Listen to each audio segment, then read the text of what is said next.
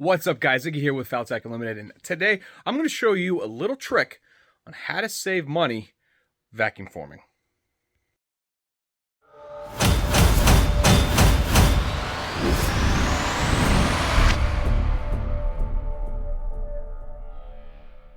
Now, many years ago, let's say, actually, I'm coming on my 8th year of bending kydex.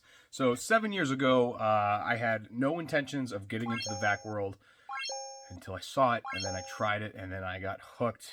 Yes, the wall behind me is an expensive wall. That wall alone, just this right here, even though it's blocked by this right here, is like 15 grand or something like that.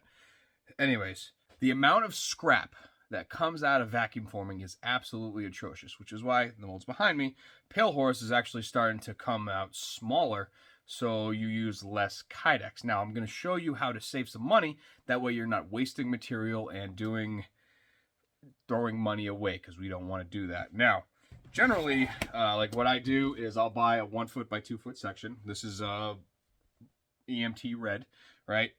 Or you could buy a 12-inch by 12-inch, which obviously is 1/2 of said 1x2. Or you can buy an 8x12. You can buy an 8x8, which is this plaid one right here.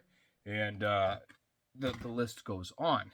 Now, let me show you something. Now, as an example, here is my Pale Horse, brand new. Well, not brand new. I've actually made quite a few holsters off this. This is the 365X macro, which also fits the W macro, FYI. Now, this one right here, here's an 8x8 sheet. That 8x8 sheet is just enough to cover it with just a little bit on the edge, which means when it folds over, it's going to hit around here, and it won't create a seal along the bottom. Why generally, you'd have to use a 12x12, and when you use your frame, it creates a seal, thus creating this much scrap. Now, if you take a 2 foot wide spot, 24 inches into 8, guess what? You could get 3 holsters out of this instead of 2. So just keep that in mind. Now let's show you how to do it, because it's nice and easy. Now there are 2 ways to do this and to save money and to get pissa definition. All right. Number 1, I use this from time to time if I want to do something that involves quick cooling. I use a membrane, okay? It doesn't really work for mag carriers. Let me just put this right now. It works better for handguns, but not so much on accessories. If you have a deep pocket, a deep valley in between 2 large bumps, then it's not really going to work, because this isn't really designed to get into all the small nooks and crannies that are right next to really tall ones. Regardless, we're going to do a couple presses, and this is going to be the membrane. And the other one, which is now available on my website, FaltacunlimitedLLC.com, is Neoprene Foam. And as you can see, I have a couple presses in here, and this gives you awesome definition even in the mag carrier world. So I'm going to do a little side by side. You'll see how it goes, and you'll be able to see for yourself what I'm talking about. Now, one thing to keep in mind is this can rip on very sharp corners and stuff like that on the molds. I've never ripped one of these. I've accidentally cut it, so I had to replace it. But anyways, these are very durable, and they last quite a long time if you don't do sharp stuff with them. Let's cut some material, and let's get to pressing. Now, I'm just going to use scrap for this, so I'm going to throw this in there, but I'm also going to show you the difference in the membrane and in the foam before I put material in. Now this, you're going to be able to see how much that actually will form down in there.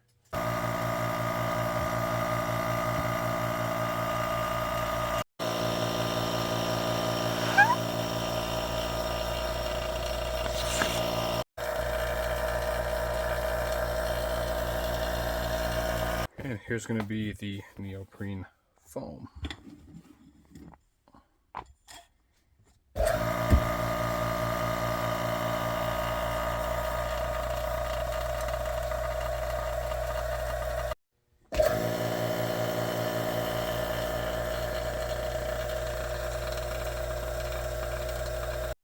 Also, the foam keeps the suction pretty good. I've been off it for about 10 seconds now. And if this was the membrane, it would have been popped up already. And there we go. You just got to make sure that the frame doesn't touch the kydex. That's one thing that a lot of people don't realize.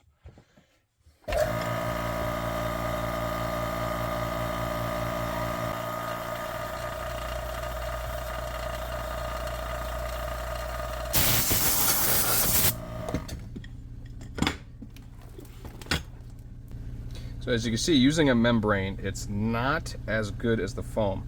And we're gonna try the foam. Like I said, I use the membrane when it's something like I get good suction and I cool it off as soon as I can, and the air will cool the membrane, which then cools the kydex, and it works pisser, it works awesome.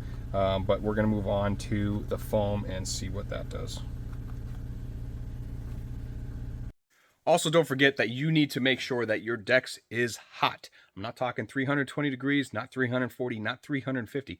Minimum 360 degrees. Mine comes out around 375 or 380 in that area. The hotter it is and the more suction your vacuum does, the better definition you will get, period. Can you get good definition with a 3.5? Yes, you can. Or 4.5 CFM, you can. I've seen it. But the faster and harder the suck, the better the definition and the holster will come out. So again, here's mine. It's a VP 2200 HFS 2-stage vacuum pump, 12 CFM. Pump I bought on Amazon 5-6 years ago. I've done a couple oil changes on it. It's running strong. It's made the same noises since I've got it, so whatever.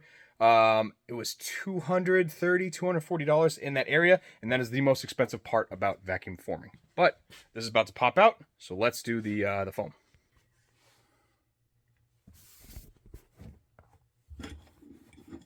Come on, there we go.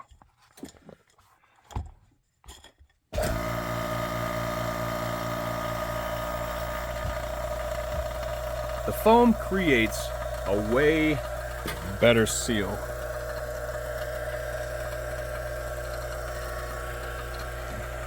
So the point where I could even let go, and it's holding. Set it back down. I mean, that's holding pretty good for foam. But the drawback is it takes time to cool. Yeah, you can. Does it work that well? Not really. But we'll see how this comes out compared to the other one. All right, so which one do you think looks better? A, done by membrane, or B, done by foam? Now, if we put these on top of each other, see the difference? One's more square, and that is it. So if you actually look at this, definition, okay. Definition, on point. Let's flip it. Again, definition, on point.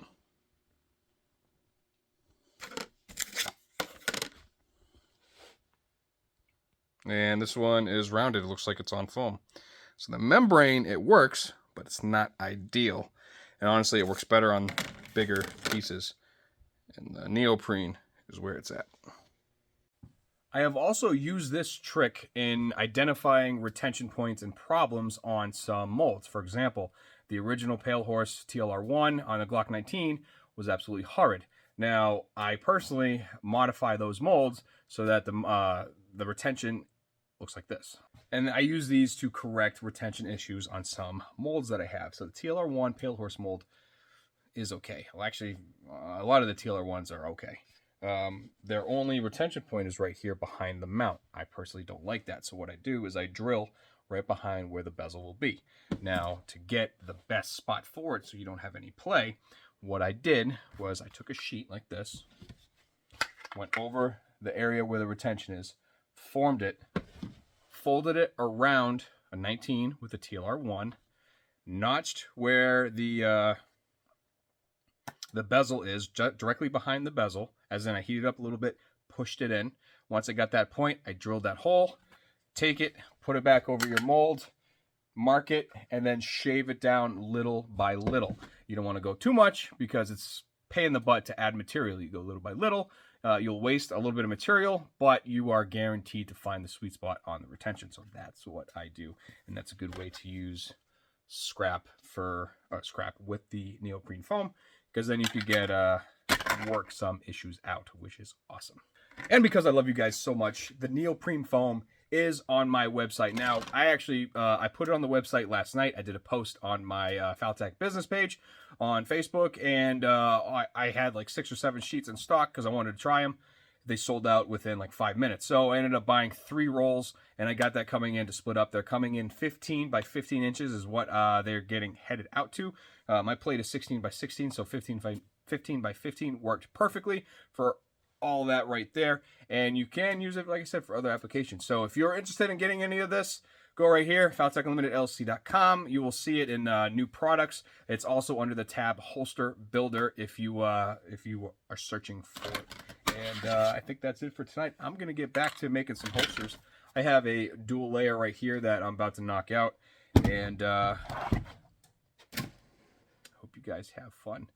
It is 8:30. I got a couple more holsters left in me. It's been a long day.